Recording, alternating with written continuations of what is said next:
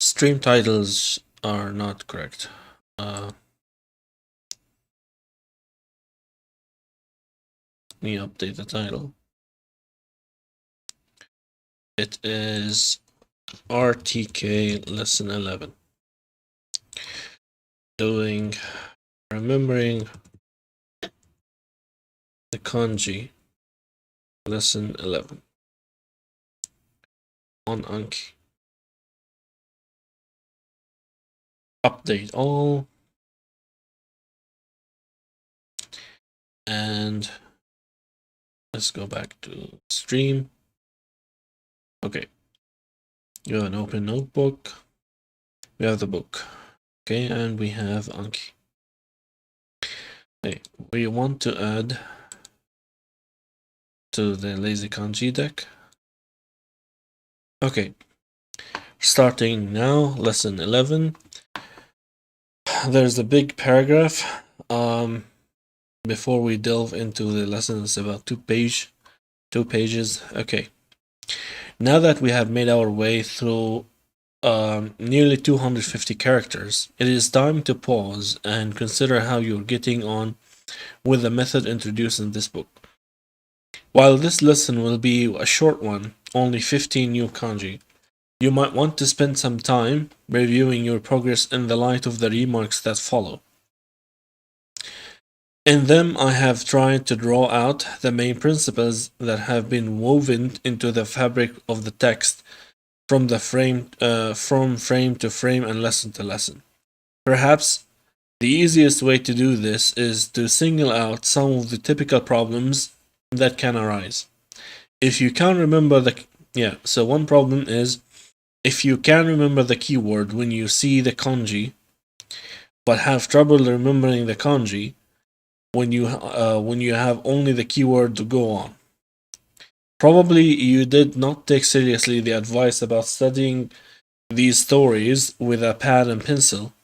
If you try to shortcut the process by merely learning to recognize the characters for their meaning without worrying about their writing, you will find that you have missed one bird with two stones, when you could have bagged two with one. Let me repeat, study only from keyword to kanji.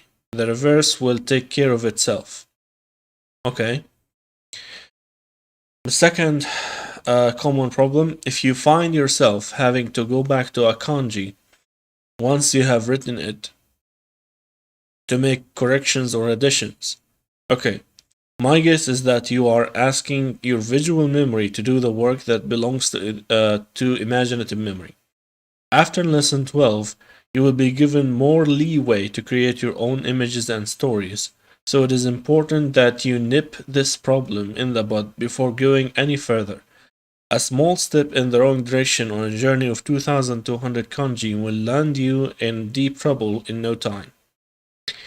Here are the steps you should be following each time you come to a new frame. 1. Read the keyword and take note of the particular connotation that has been given. There is only one such meaning, sometimes associated with a colloquial phrase, sometimes with one of the several meanings of the word, sometimes with a well-known cultural phenomenon. Think of that connotation and repeat it to yourself. When you're unsure you've got the right one, carry on. Okay? Read through the particular little story that goes with the keyword and let the whole picture establish itself clearly. Okay? Now close your eyes, focus on those images in the story that belong to the keyword and primitive elements, and let go of the controls. It may take a few seconds, sometimes as long as a minute, but the picture will start to change on its own. The exaggerated focal points will start to take on a life of their own and enhance the image with your own particular experiences and memories. You will know your work is done when you have succeeded in creating a memorable image that is both succinct and complete. both faithful to the original story, yet your very own. Open your eyes and repeat the keyword and primitive elements. Keep that image in mind. This will clear away any fog, and at the same time, make sure that when you let go, you didn't let go of the original story too. In your mind, juxtapose the elements relative to one another in line with your image or the way they normally appear in the character. Take pencil and paper, write the character once, retelling the story as you go. Okay? This is what I've been doing all along. Nice. I've been doing the exact same thing, like to the letter. Okay. I guess it's natural the way that he does it. Anyhow. Um these are basically the same steps you were led through in reading the stories, even though they were not laid out so clearly before. Yeah. If you think back to the kanji that worked best for you, you will find that each of these steps was accomplished perfectly. And if you look back at the ones that you're forgetting, you should be able to locate which step you skipped over. And reviewing these same steps, and reviewing these same steps should be followed with the only clue to set the imagination in motion being the keyword. Yeah. So here's the problem. Sometimes the keyword doesn't conjure. Yeah, sometimes it's hard to jump from the primitives to the story to the keyword. Hmm.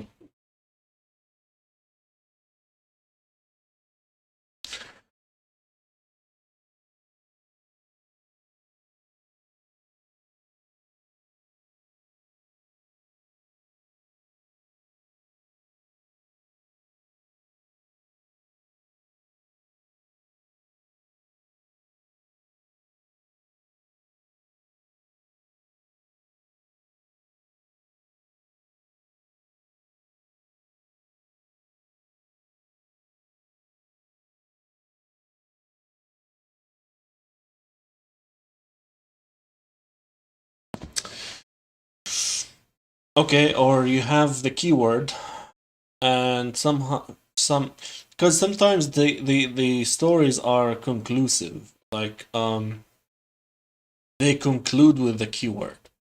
So it's hard to go back to the story from the conclusion. That's let's see. Okay. If you find you're forgetting the relative position of the element in a kanji, okay, before all else, go back, reread the frame for the character to see if there were any helpful hints or explanatory notes. If not, return to the frame where the particular primitives were first introduced to see if there is any clear clue.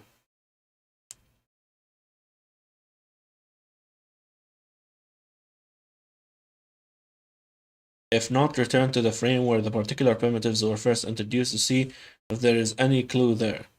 And if this is not the problem, then taking care not to add any new words or focal points to your story, since they might end up being elements later on. Rethink the story in such a way that the image for each element actually takes the position it has in the kanji itself. This should not happen often, but when it does, it is worth spending a few minutes to get things sorted out. Okay.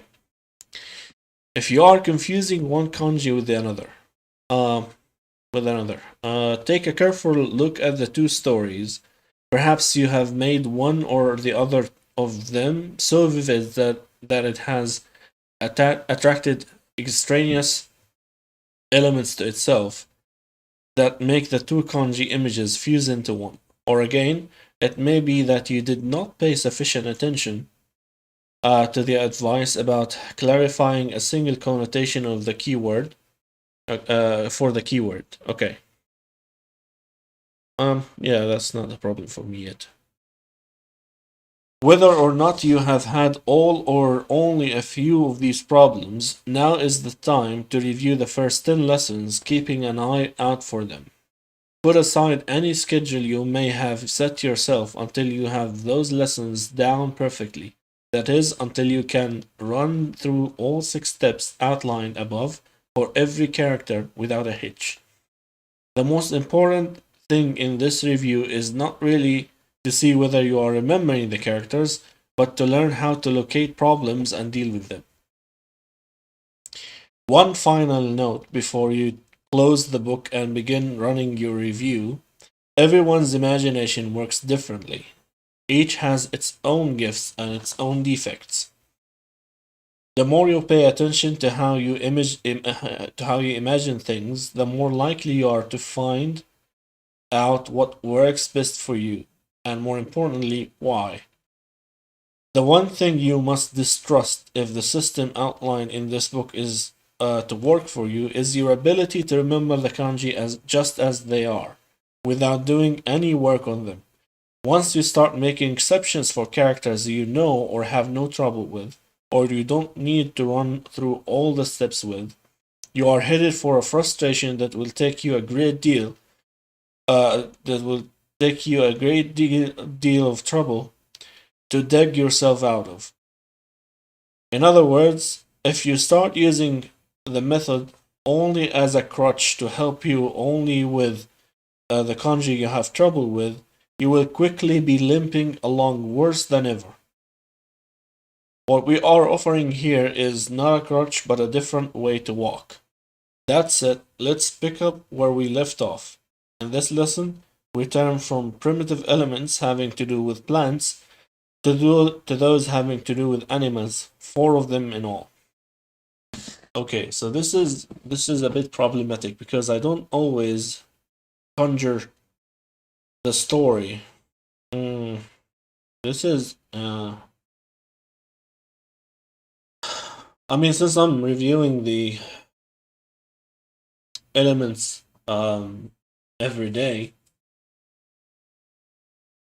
I guess I can start um remembering or repeating the stories so vividly, okay, so that I don't really rely on the short term memory.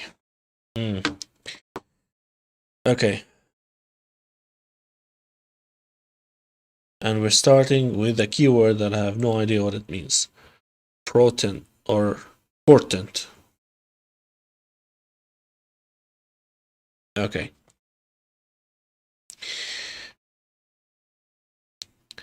And this is a primitive. Oops, didn't copy.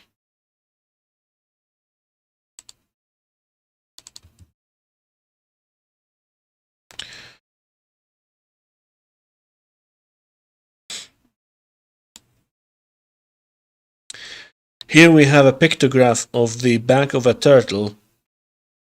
The two sloping vertical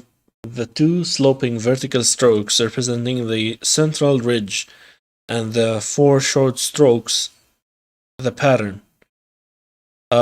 Think of reading turtle shells as a way to foretell the future, and in particular, things that portend coming evils. Portend is like a. What is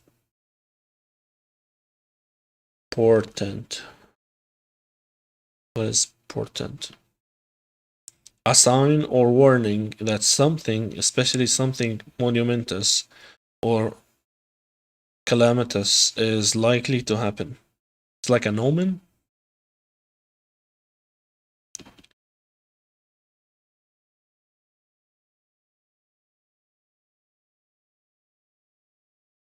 Okay.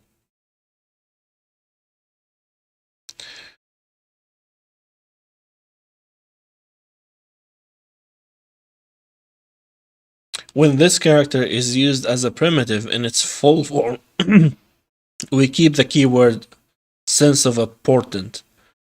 When it appears to the left in its abbreviated form, namely the left half only, It's a stick and two dots. We shall give it the pictographic sense of a turtle.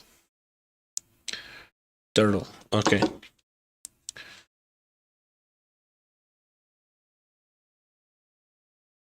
Actually, it looks like two legs, and actually, yeah. No. Wait, which strokes are first? Oh, the legs first, then the four strokes. Okay.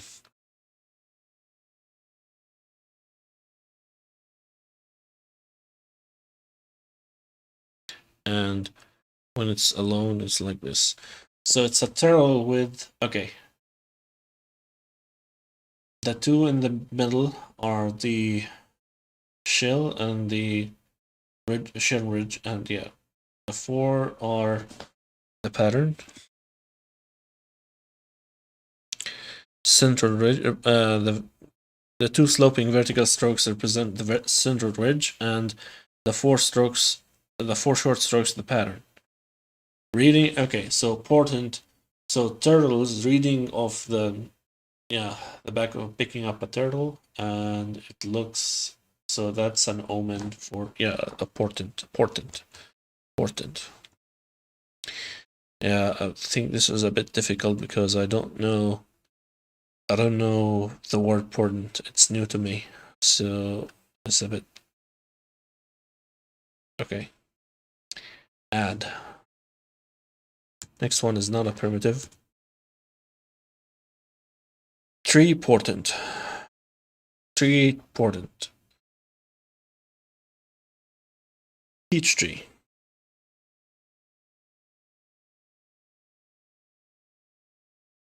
Okay. To associate the peach tree with the primitive for a portent, recall the famous Japanese legend of Momotaro. The Peach Boy, Momotaro the Peach Boy. It begins once upon a time with a fisherman and his wife who wanted badly to have a child, but none was born to them. Then one day the man caught a giant peach, out of which jumped a healthy young lad, whom they named Peach Boy, Momotaro. Though the boy was destined to perform heroic deeds in his birth also portended great misfortune. How else could he become a hero? Thus, the tree that is associated with portent of coming evil. Portent, where's the stress in portent? Portent. Okay.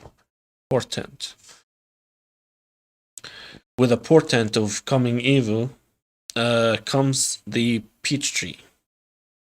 Okay. So let's imagine that. Momotaro, tree that gives that portent evil. Tree portent evil is Momotaro. Peach tree. Tree and portent is peach tree.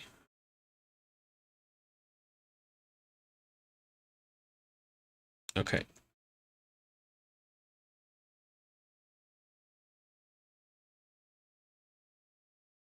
I and portent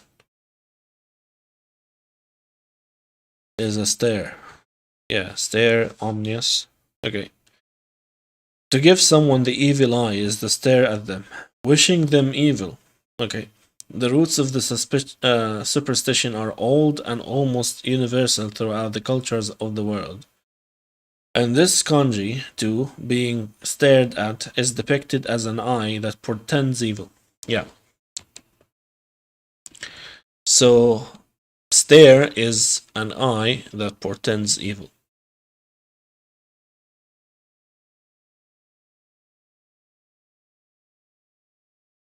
Easy.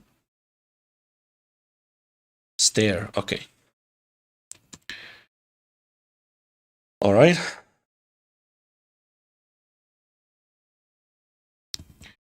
Next, we have dog. Doggy.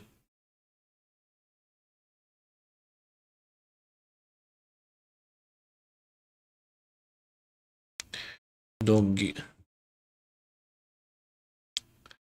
Is it a primitive? It is.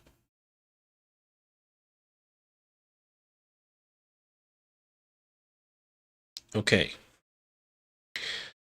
We know that the kanji for large takes on the meaning of Saint Bernard when used as primitive. In this frame, we finally see why. Okay, the drop added as a fourth and final stroke means that we have to do with a normal sized dog, which, compared to Saint Bernard, is no more than a drop in the kennel. As a primitive, this character can take two meanings. In the form given here, it will mean very small dog, which we shall refer to as Chihuahua for convenience sake. When it takes the form to the left of the character, we shall give it the meaning a pack of wild dogs. Really? So this, a dog, drop of Saint Bernard. But when it is like this, how is it written? Wait. Oh, it's the other way.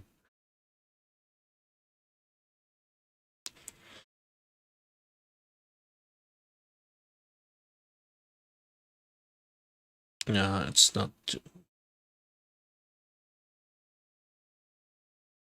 Something like that.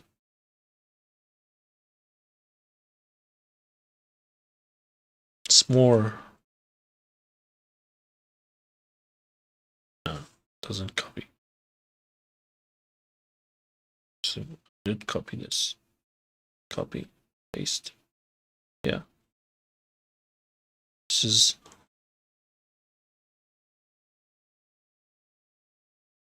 Okay. Pack of wild dogs. Pack.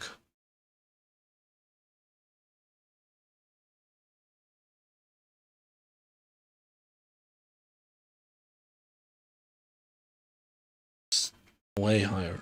Top. Okay.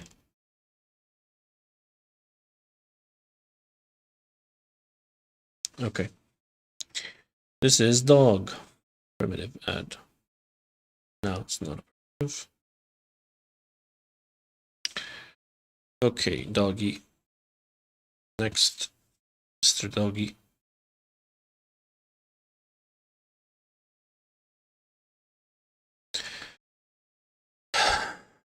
Okay.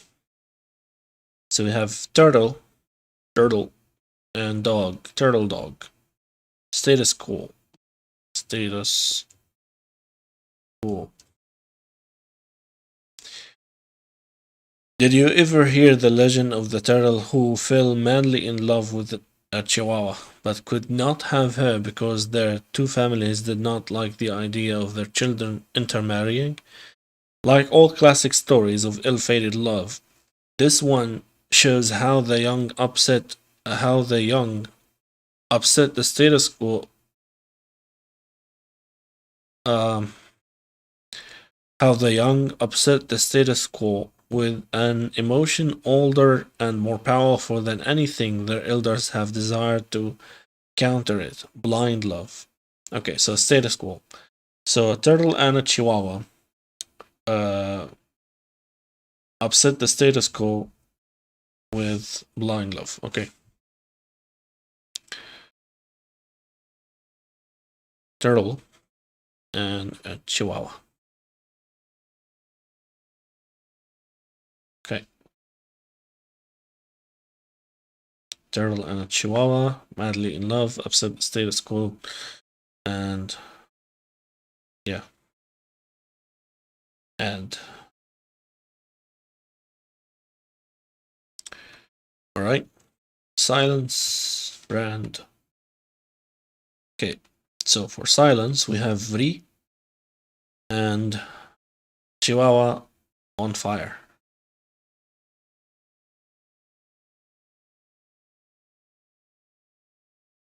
Silence. Oddly enough, the character for Silence shows us a black chihuahua. Actually, the cute little critter's name is Darkness, as I am sure you remember from the famous song about silence that begins, "Hello, darkness, my old friend." Note how the four dots reach all the way across the bottom of the character. Okay, so black chihuahua, black chihuahua darkness, named Darkness.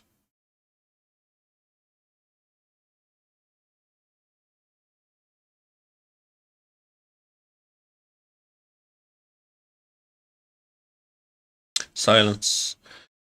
Silence, hello darkness, my old friend. Darkness is the chihuahua, which is the black chihuahua. Sorry, black chihuahua.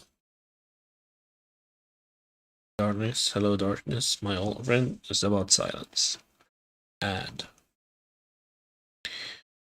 okay, now evening dog fire, sort of thing, sort of thing.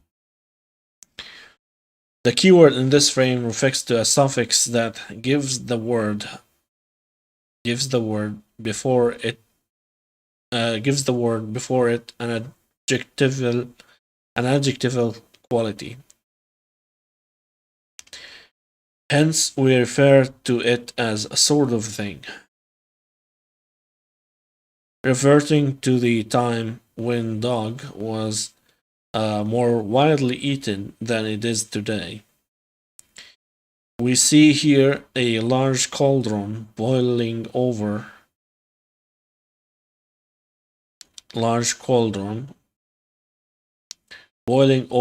an oven flame, with the flesh of a chihuahua being thrown into the whole concoction to make it into a hot diggity sort of thing. Hot diggity dog diggity sort of thing. Is that a cauldron?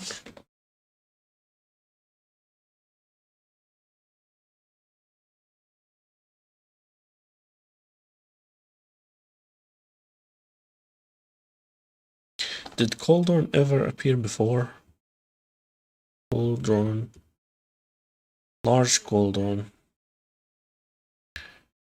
Frames.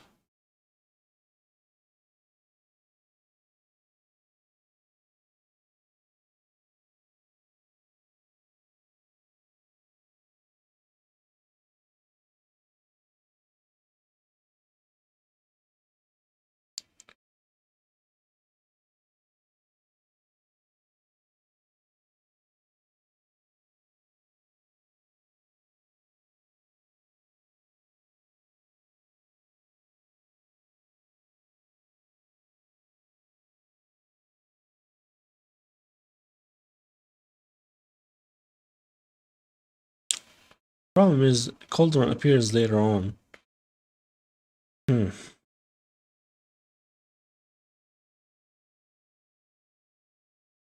What is this character? To the left.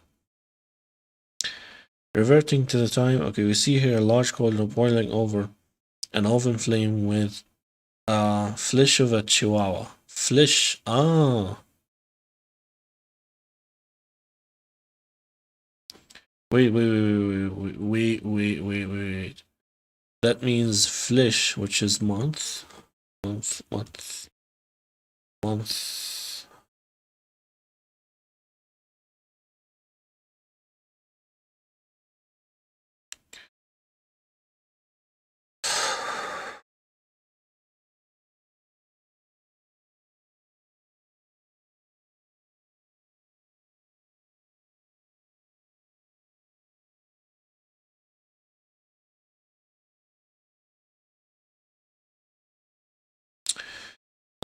So this is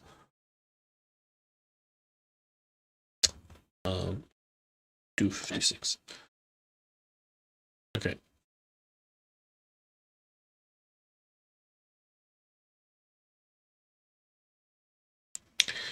Oh, so it's a special flesh. So this is special flesh. It's technically something like this, but with the two dashes here. But apparently, yeah, this is the way it's written in this kanji. Cauldron sort of thing. Hot diggity dot diggity. Flesh of Chihuahua. Hot diggity dot dog diggity. Sort of thing. Imagine the flesh of a Chihuahua sort of thing.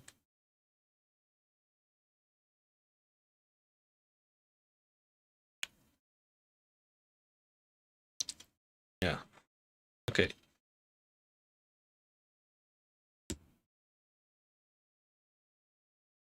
Next, we have read. Read with double E. What is reed? I know it's a family name. I don't know if it has proper meaning.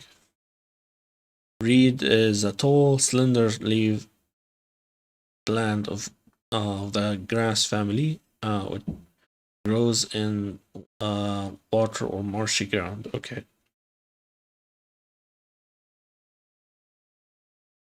But it also can be a weak or impressionable person.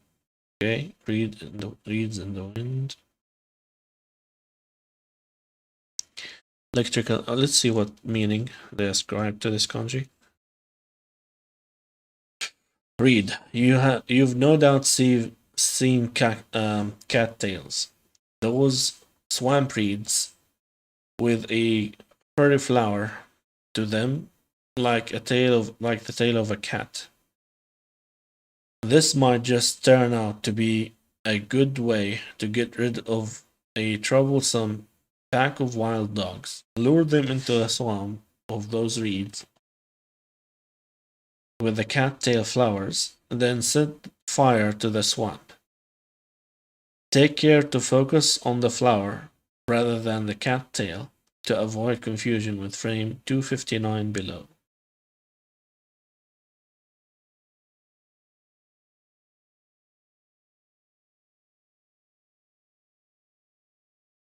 Hmm.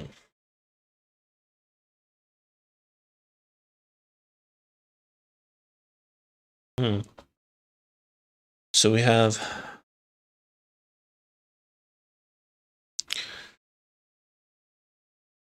flower, pack of wild dogs, and fire. We have reed. So we have flower, pack of wild dogs. Yeah. We are luring them into a marsh with reeds. Yeah. Cattails. And setting it on fire. That gives us reed.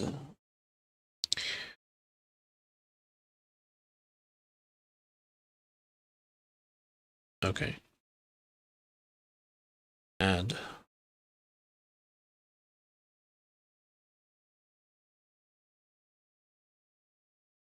Hunt. Pack of wild dogs. House glue. One of the worst problems you have to face when you go hunting is to guard your take from the wild dogs. If you imagine yourself failing at the task, you will probably have a stronger image than if you try to picture yourself succeeding. Wait, what? Ah, this whole thing is a guard. House glue is a guard.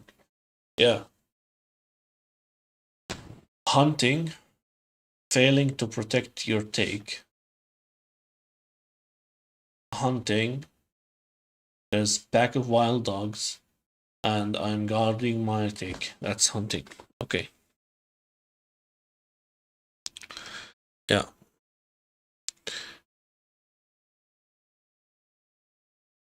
Pack of wild dogs and guard.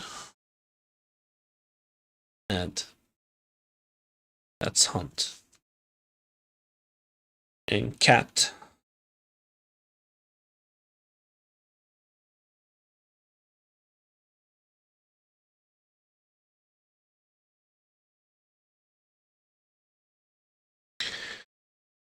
Knowing how much dogs love to chase cats, picture a pack of wild dogs planting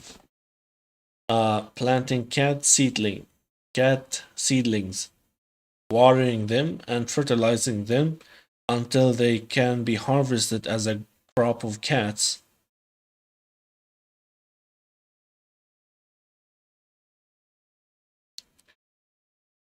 For them to chase and torment. If you begin from the key word and think of a crop of cats, you will not confuse this story with the apparently similar story of 2 frames ago. Crop of cats. So pack of wild dogs. Okay. Uh growing seedlings of cats. Crop of cats. Yeah.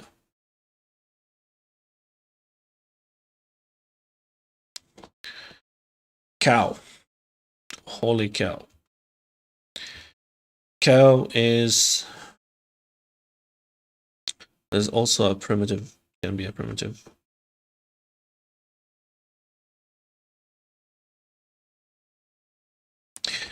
Can you see the doodle of a cow that has just been run over by a steamroller?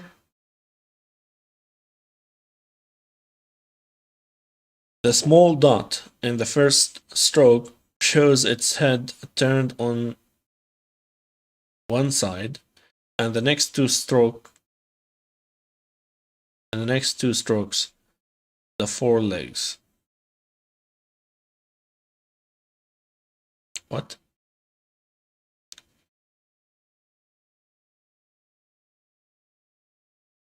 Can you see the doodle of a cow that has just been run over by a steamroller?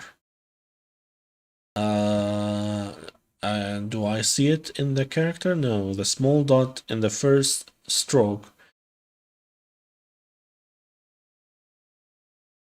The small dot in the first stroke shows its head turned to one side, and the next two strokes, the forelegs.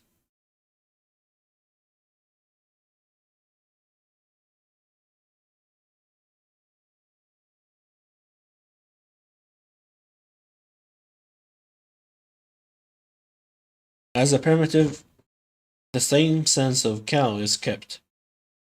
Not only that, when it is placed over another element, its tail is cut off, giving us. Okay. In this case, and when the element appears on the left, the stroke order is changed. So this is.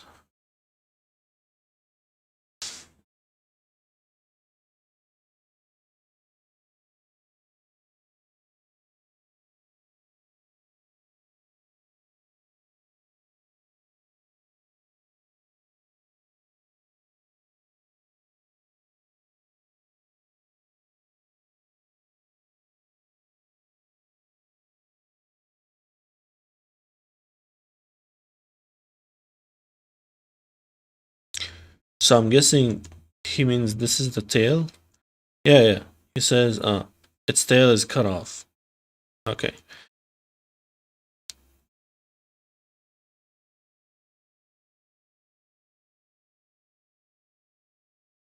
Yeah, okay. So okay.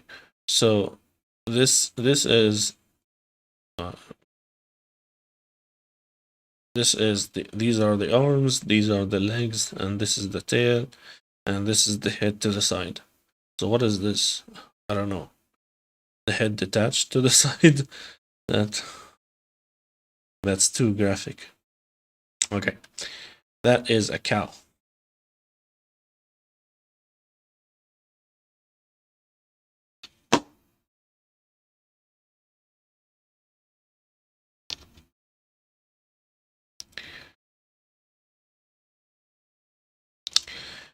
Okay.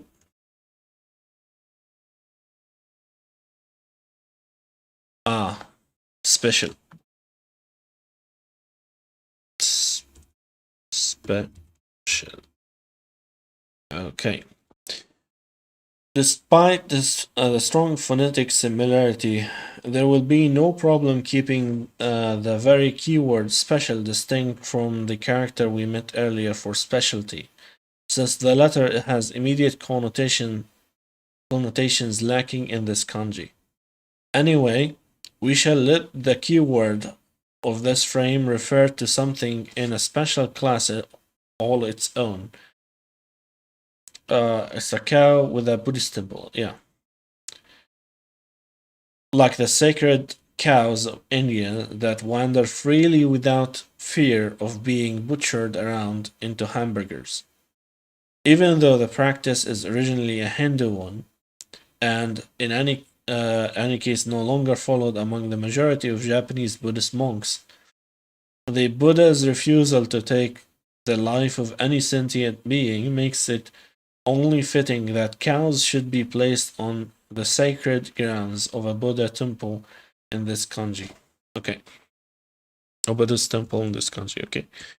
So,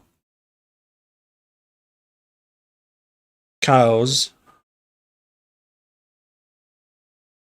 What? What does it look like? Yeah, that's correct.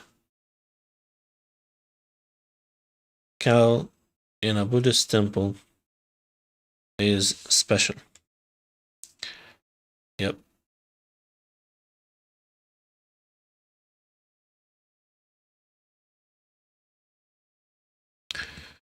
Uh-huh. Revelation.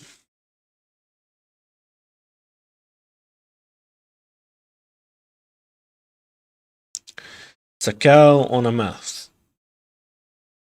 Folklore throughout the world tells us of talking animals who okay. Folklore throughout the world tells us of talking animals who show a wisdom superior to that of human beings, and the same tradition has found its ways into television shows and cartoons right into our own century. This character depicts revelation through the mouth of a cow, suggesting oracular utterances about truths hidden to human intelligence. Okay, revelation is a cow talking. Cow mouth. Cow mouth. Okay, is revelation.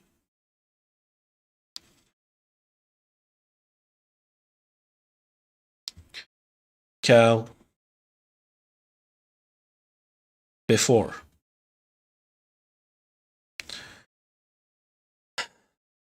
Cow legs. Okay. Take this keyword in its physical, not its temporal sense, even though it refers physical. Not its temporal. Even though it refers to both. Okay. If you have a cow with human legs, as the elements show us here, it can only be because you have two people in a cow suit. I always thought I'd prefer to be the one standing before, rather than the one that holds up the rear and becomes the butt of everyone's laughter. Okay, so cow and human legs. Cow and human legs is before. Prefer to be the one. Two guys. In a in a cow costume, and prefer the one standing before. Yeah. Okay. imagined. Okay. Wash. Wash is water before. So this character is so logical that one is tempted to let the elements speak for themselves. Water before. But we have already decided we will not allow such rationalism to creep into our stories, not even this once. Instead, let us change the character from the Peanuts comic. Let us change the character from the Peanuts comic strip called Pigpen, who is always preceded by a little cloud of dust and grime, and rename him Washout. Everywhere he walks, a spray of water goes before him to sanitize everything he touches. Peg Pigpen. Pigpen. Peanuts. I don't know what Peanuts comic strip. Pigpen, who is always preceded by a little cloud of dust and grime, and rename him Washout. Everywhere he walks, a spray of water goes before him to sanitize everything he touches. Peanuts. Peanuts comic. Pigpen. Who? Oh, yeah, I know him. Washout. Okay. A cloud of dust. Yeah. Washout. Yeah, a spray of water goes before him to sanitize everything he touches. Okay. So washout is sorry, wash.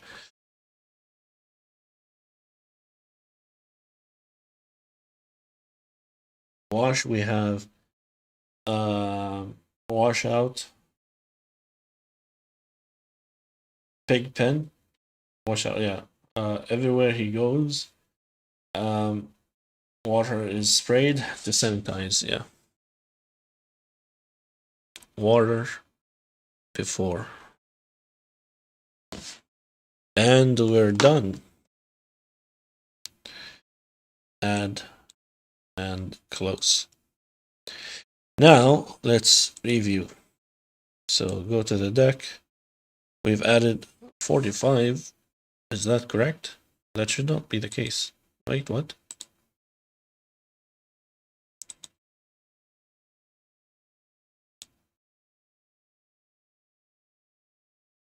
$15, yeah.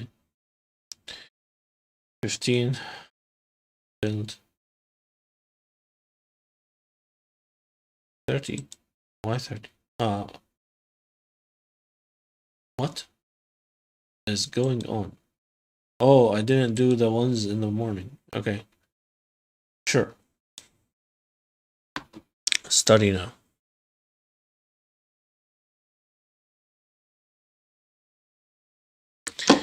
Peach tree. Well, it's the tree, it's Momotaro, right? It's a tree that portends. Tree portend. Portend is a turtle.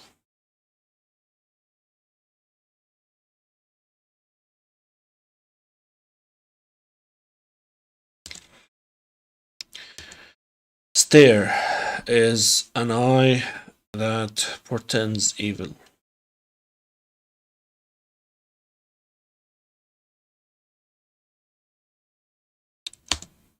Sort of thing is the flesh of Chihuahua. Yeah.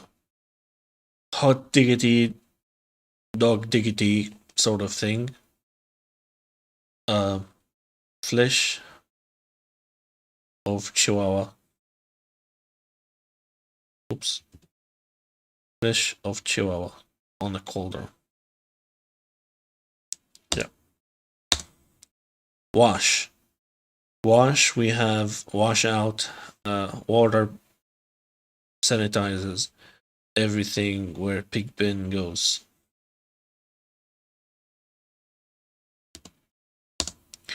Hunt. Hunt is a pack of wild dogs. Is it like pack of wild dogs and trying to guard the take from them? Okay. Revelation. It's a cow talking truths. Silence.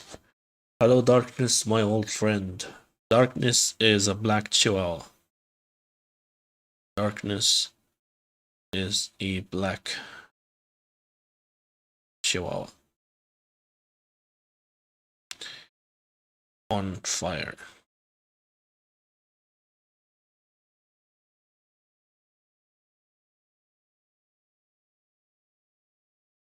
Yeah. Read. Read, we have a pack of wild dogs. We're gonna lure them to cattails, flowers,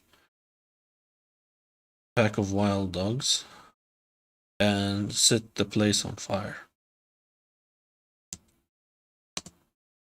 Portent is pick up a turtle.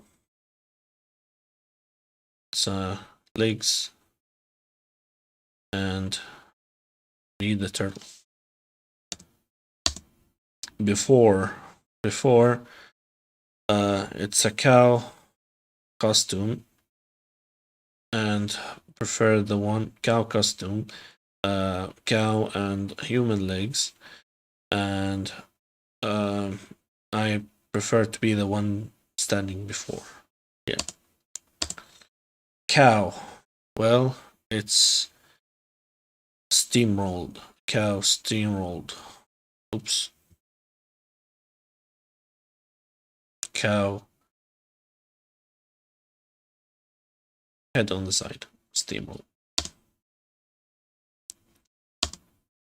Cat. Well, a pack of wild dogs. Seedling. Planting seedlings of seedlings. Yeah. Crops of cats. Crop of cats. Yeah. Status quo. Well, that's the turtle and the chihuahua madly in love, upsetting the status quo. Special. Special, that's cows in Buddhist temples. Dog. That's a drop of Saint Bernard. Peach tree. Well, it's Momotaro. Momotaro is tree portents.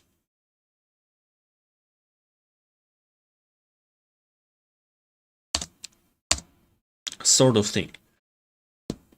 Hot diggity dog diggity. The hot dog, which is a chihuahua. Hot dog is flesh of chihuahua. Flesh of chihuahua on in a cauldron. Okay. Stare.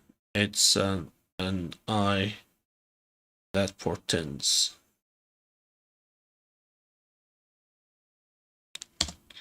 Wash. Well, that's pig pen, but water before every place he goes to sanitize.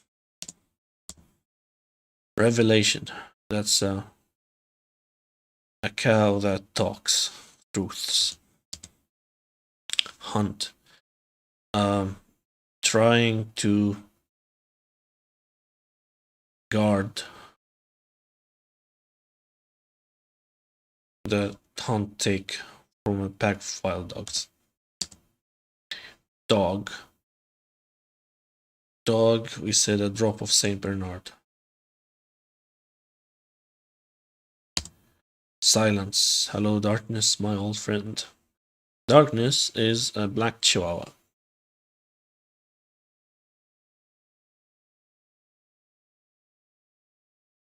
On fire. Portent. Portent is tree Momotaro. No, sorry. Portent is the turtle itself. Yeah. Read the omen. Yeah. Cow. Well, that's a stream rolled cow, if I've seen any. Read. Well, lure the pack of wild dogs to cattail flowers in the marsh and set it on fire. Cat. Well, that's a pack of wild dogs planting and harvesting seedlings of cats. Before, well, that's the guy preferring the guy standing before in the cow costume, which is cow and human legs. Status quo, that's the turtle and the chihuahua that love each other, upsetting the status quo. Special, well, that's cows in Hindu temples, in Buddhist temples. Done. Yay. Now let's do kanji keyword study now. This is dog. This is we said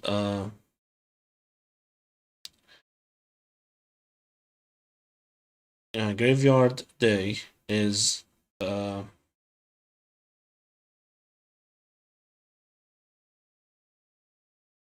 means of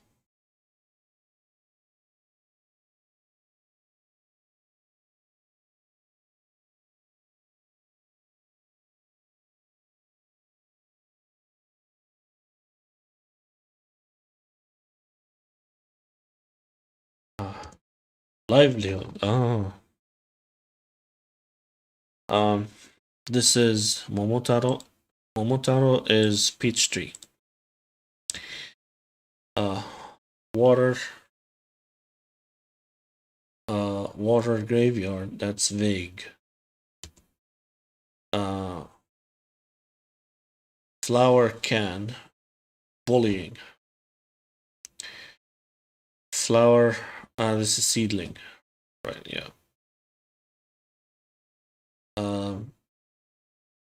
Flower. This is generation. This is leaf. Sort of thing. Hot diggity, dog diggity. Young. Picking flowers with the right hand. This is a grave. Graveyard soil. Yeah, grave. This is flower that is old. Comes suffering. Means of life, livelihood. Graveyard day, graveyard job, livelihood. This is before cow custom before, yeah. This is pack of dogs, seedlings. This is cat corpse. Yeah, crops. Tree and graveyard. This is imitation. Plastic trees and grave. A steamrolled cow. That's a cow. Part of body in a graveyard. The part of body that is affected in a graveyard. That's skin membrane. That's a portent. That's the turtle. Portent. Read the turtle. Yeah. Um. This is the Black Chihuahua Darkness. On fire. Hello. Yeah. Hello. This is silence. This is flower primitive. This is status quo. That's the turtle and the Chihuahua upsetting the status quo because of love. Okay. Special because cows in Buddhist temples they are worshipped. Okay, this is hunt because yeah, trying to guard the take of the hunt from a pack of wild dogs. This is a primitive graveyard. This is an eye that portends as a stare. Um, this is water before is wash out, wash. A cow that speaks revelation. Seeing through the hot house of flower, yeah, is tolerant. This is grass. It's this, yeah, early crocus. Yeah, flower, crocus, early spring as grass. So here we have the acupuncturist piping, using flower to pipe water in. That's diluting. We here see luring pack of dogs into a flower field, a cattail, and setting it on fire. That is reed. Yeah. That's a drop of Saint Bernard is a dog. Water that flower that can be poisonous is bullying. Momotaro, a tree that portends is Momotaro, which is peach tree. Flesh of Chihuahua on in a cauldron, hot diggity dog diggity, that sort of thing.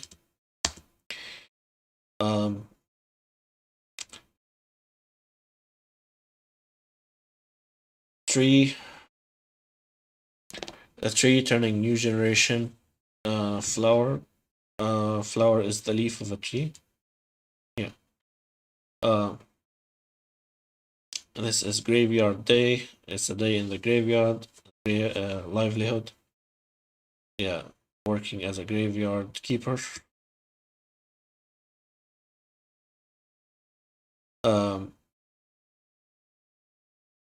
This is before. Yeah, cow custom, human legs. Prefer to be the guy before. This is suffering. Flower that grows old is suffering. Steamrolled cow. Hello, darkness. Yeah, darkness is the black chihuahua. Yeah. Hello, darkness, my old friend. Silence. This is vague. Hazy, yeah, hazy graveyard with water. Mist, yeah, vague. This is grave. Graveyard, so grave. Picking flowers with the right hand is young. Seedling. That's a flower in a field, that's a seedling. It wasn't flower in a field, it's a flower from brains. That's the seedling of ideas, yeah. So this the modern graveyard, which is flowers, sunny, and Saint Bernard guarding graveyard. Status quo, that's a turtle, and a dog upsetting the status quo. It's a flower, primitive. Um, trees in graveyards are imitation plastic trees. Seeing through hothouse is tolerant. Um, part of body that is affected when passing through a graveyard. It's the skin, it's the membrane. Yeah. Pack of wild dogs growing corpse of cats or corpse of cats. Cat. That's a turtle. Portent. Yeah. Special. That's a cow in Buddhist temple. Cow that speaks. Revelation. Acupuncturist piping water using flour to piping water dilute.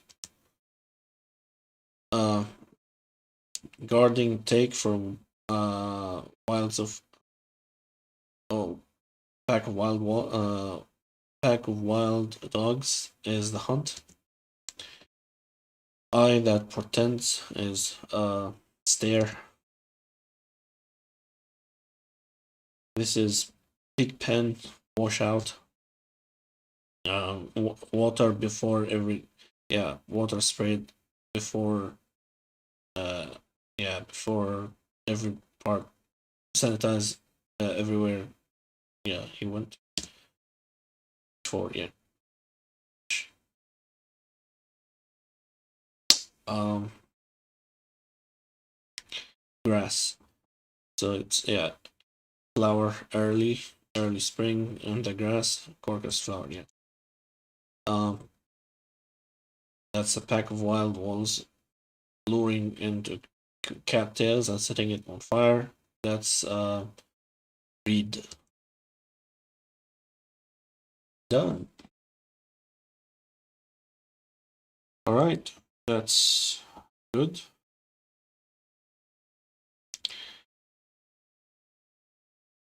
Cards and learning.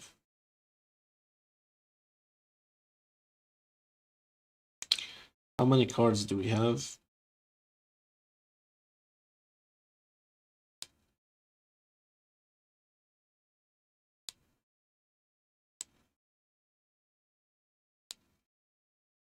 Two 281 cards.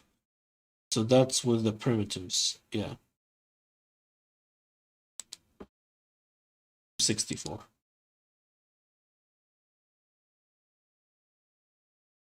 And then we have lesson 12. Lesson 12 is large. It's about 30 something characters.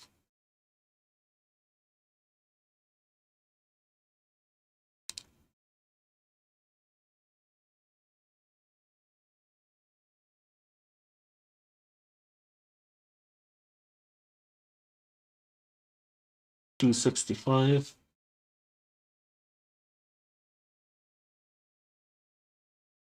To 294. That's exactly 30 characters.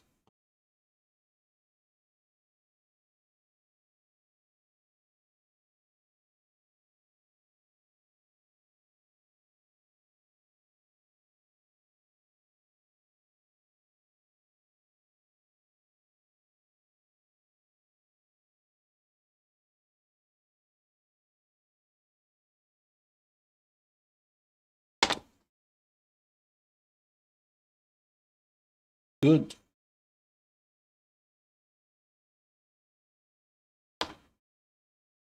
Is anything happening? It's not.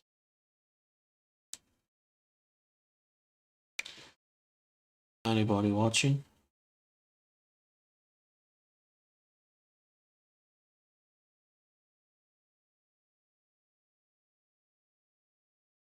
Nobody's watching.